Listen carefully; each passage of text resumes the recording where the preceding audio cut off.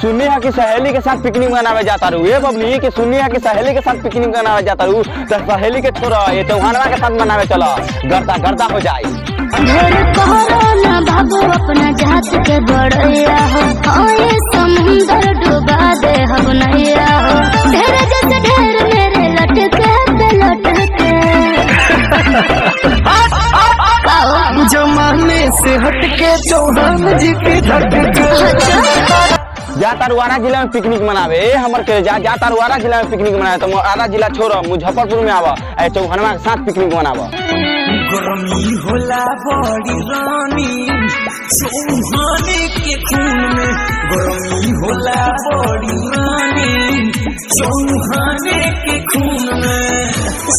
तो हेलो दोस्तों, तो हमारे टीम की तरफ से आप सभी को नया साल की हार्दिक शुभकामनाएं, और ऐसे नया साल जाइए और मनाइए। और मेरा यह वीडियो अच्छा लगल होगा तो लाइक और कमेंट कीजिए, अपने ग्रुप में शेयर मार दीजिए, और फिर नया वीडियो के साथ मिलेंगे। और चंदन कुछ बोलो अपने ऑडियंस को। बोलेंगे आप लोग जाइए और लाइक कमेंट और शेयर कीजिए, और वीडियो की धमाल मचा दीजिए पूरे ग्रुप में। तो अखिलेश चौहान जो मेरा लेखक है, राइटर लिखता है, कुछ बोल। तो नया वीडियो फिर लेकर आ रहे हैं, तो आप लोग धूम मचाइए इसी में, और नया साल मनाइए। तब तक लिए आप लोग शेयर नहीं कीजिएगा, देखकर नोटिस आ देंगे। तब तक लिए जय हिंद, जय भारत।